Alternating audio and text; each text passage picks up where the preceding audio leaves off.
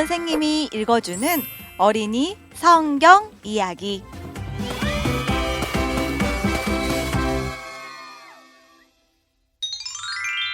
(65번) 이야기.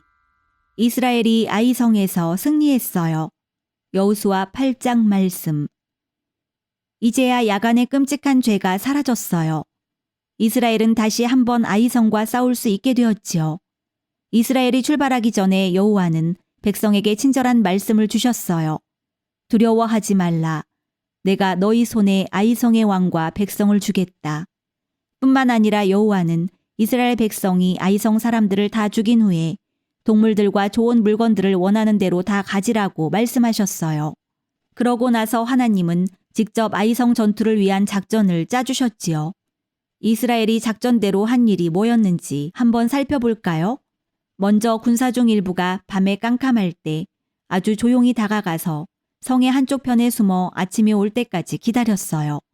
아침 일찍 여호수아가 나머지 군사들을 이끌고 다른 방향에서 아이성의 성문을 향해 곧장 나아갔지요. 아이성 사람들은 여호수아와 군사들이 자기들 쪽으로 다가오는 것을 쉽게 볼 수 있었어요. 하지만 성 반대편에 조용히 숨어 있는 다른 군사들은 보지 못했지요.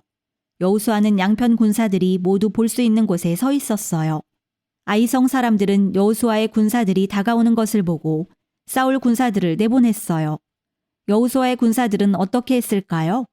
여호수아 군사들은 못 싸우는 척하면서 돌이켜서 도망쳤어요. 아이성의 군사들은 이스라엘 군사들을 뒤쫓았지요. 그리고 이어서 모든 사람, 곧 여자와 아이들까지도 모조리 여호수아의 군사들을 뒤쫓아서 성 밖으로 달려나왔어요. 성이 비게 되자 여호수아는 재빨리 조용히 숨어있던 군사들에게 신호를 보냈어요. 이 신호는 아이성을 향해 창을 뻗어 가리키는 것이었어요. 숨어있던 군사들에게 재빨리 성 안으로 달려가 불을 놓으라는 의미였지요. 여호수아의 군대를 뒤쫓던 아이성 사람 중 몇 사람은 뒤를 돌아보고는 충격에 빠지고 말았어요. 자기들의 성이 불에 타고 있었으니까요. 아이성 사람들이 제일 먼저 한 생각은 얼른 되돌아가야 한다는 것이었어요. 아마도 급히 가면 성에서 얼마 정도는 건져낼 수 있을 거라고 생각했을 거예요. 하지만 아이성 사람들이 뒤로 돌아서자 거기에는 성에 불을 놓은 후 싸우러 달려온 이스라엘 군사들이 있었어요. 이제 아이성 사람들은 어떻게 해야 할까요? 다시 뒤로 돌아가라고요? 보세요. 쫓기고 있던 이스라엘 군대들도 뒤돌아섰어요.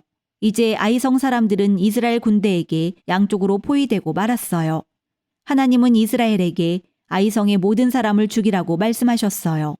아무도 놓아줘서는 안 된다고 하셨지요. 그리고 이스라엘이 싸우고 있는 내내 여호수아는 아이성을 향해 뻗은 창을 그대로 들고 있었어요. 싸움이 끝날 때까지 말이에요. 그 뻗은 창은 여호와의 손이 모든 적을 쳐부술 때까지 자기 백성을 도우신다는 것을 보여주는 상징이었어요. 이때쯤 이스라엘 백성은 이미 가나안 땅 중앙부에 거의 들어와 있었어요. 바로 거기에, 그러니까 가나안 땅의 중앙부에 에발산과 그리심산이라고 불리는 두 산이 있었어요.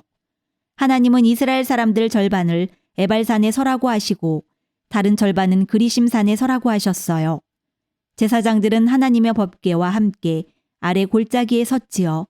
그리고 여호수아는 하나님의 율법을 이스라엘 백성에게 읽기 시작했어요. 이스라엘 백성은 하나님의 율법이 두 가지를 말씀하고 있다는 것을 알아야만 했어요. 그 내용은 이 율법에 순종하는 자에게 복을 주시고 순종하지 않는 자에게는 벌을 주신다는 거예요. 우리는 벌을 보통 저주라고 불러요. 에발산은 저주의 산이었어요. 여호수아가 그 율법에서 율법에 순종하지 않는 자는 저주를 받을 것이다 라고 읽었을 때 에발산에 섰던 모든 백성은 아멘이라고 대답했지요. 그리고 여호수아가 여호와를 사랑하고 그 여호와의 율법에 순종하는 자에게는 복이 있을 것이다 라고 읽었을 때는 그리심산에 섰던 백성이 아멘이라고 대답했어요. 하나님의 백성은 하나님의 복이 하나님의 율법에 순종할 때만 온다는 것을 배워야만 했어요.